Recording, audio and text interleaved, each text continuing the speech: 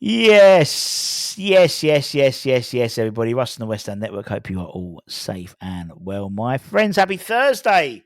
Happy Thursday. Right.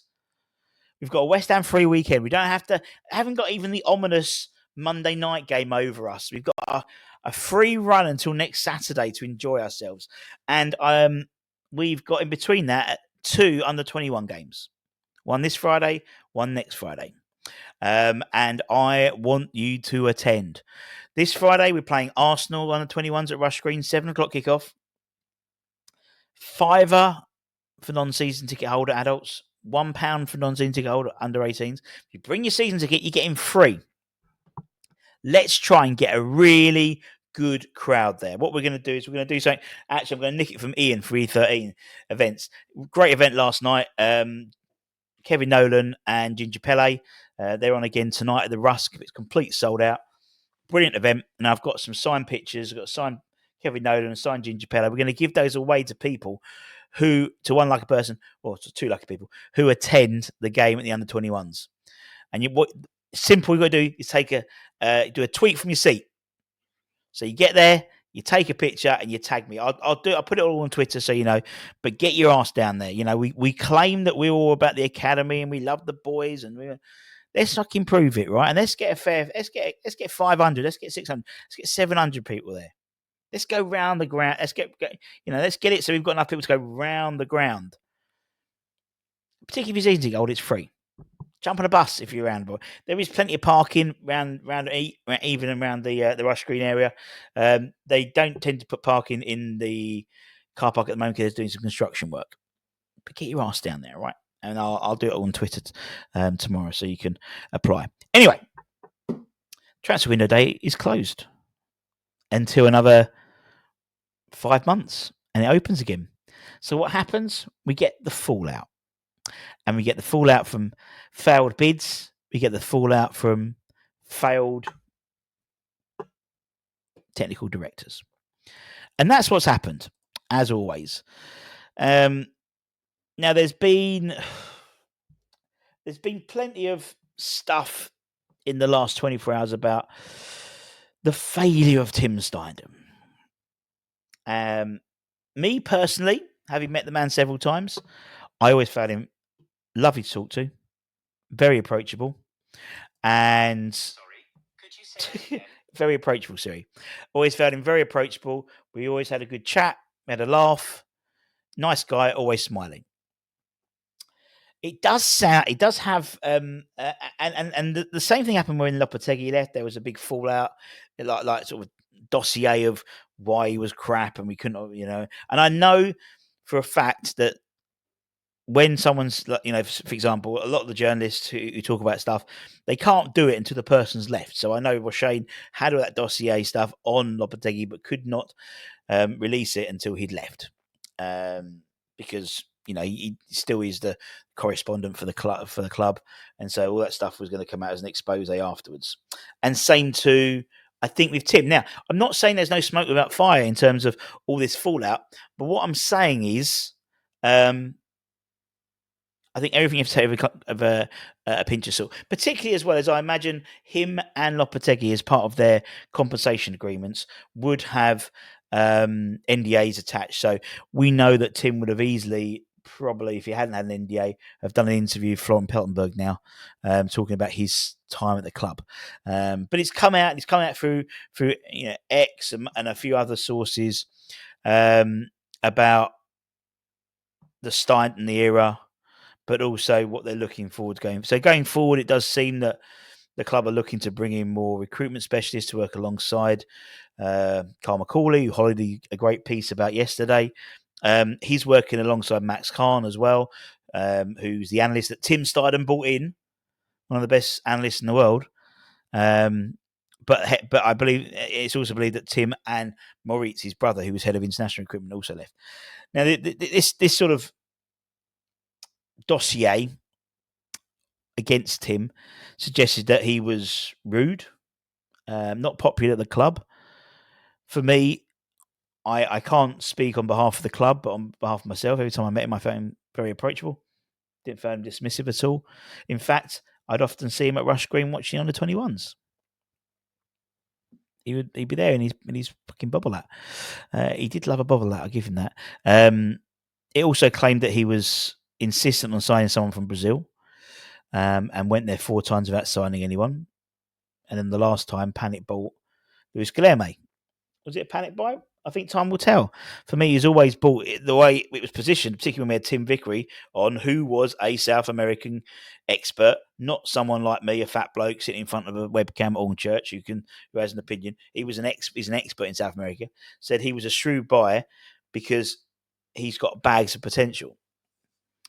And he wasn't someone to come in now. He's someone to come in the future. So, the way you looked at it, for me, he did seem to be the Mohamed Kudus replacement, very similar to the Brighton model. They have the next conveyor belt, the next one ready, so they sell one, and the next one's ready to roll. And I thought actually at the Chelsea game, he had a really good showing for those few minutes he came on. It was also being alleged that Andy Irving was just a token gesture between us and Frankenfurt to try and get the partnership, which never happened. Again, I thought he had a fantastic game against Chelsea and was a good player. So, although it might have been seen to be a token gesture, I think it was a good signing.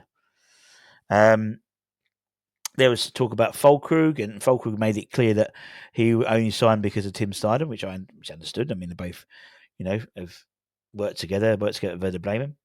And Tim knew it was a risk to sign Fulkrug, but we needed a striker. Again, I don't really see the problem in that. If Fulkrug hadn't got injured, I think we would have seen he'd have scored a fair few goals already this season with a couple of with also a lot of assists. We've been unlucky. Kevin Nolan yesterday we spoke about. There was a question about Moyes not signing strikers. Was that a directive from him or was it a directive from the board? And he was saying, well, actually, Moyes always said that centre forwards get you sacked. And they spoke about Skamaka. And I see a lot of parallels to Skamaka. If Skamaka hadn't got injured early on, he, as Kevin said, he got injured, went home, came back, was a different person. Literally coming back from going back home made him homesick. I think if he'd stayed in the country and hadn't got injured, you would have seen the potential he brought in. And I think it's the same with Fulkrug. I think if he hadn't got injured early doors, he would be rocking and rolling. And if we're led to believe, he's ahead of schedule, and obviously currently training in Dubai with Antonio at the rehabilitation centre they have there. It also suggested that Alvarez and Kudus were basically done before he joined. I'm not suggesting they weren't identified, but the deal needed to be done. And I think one thing that proves his worth from his business sense is he got the deals done. We jokingly spoke about the jet plane, but he got deals done. We signed a lot of players. Some are not everyone's going to be a hit, granted, but we signed some good players. We signed some shit as well, but we signed some good players as well. And then there's always stuff about here, he was sort of in the ear of the players and stuff like that. And I just think, it didn't work, or something hasn't worked. We should just draw a line under it and move on.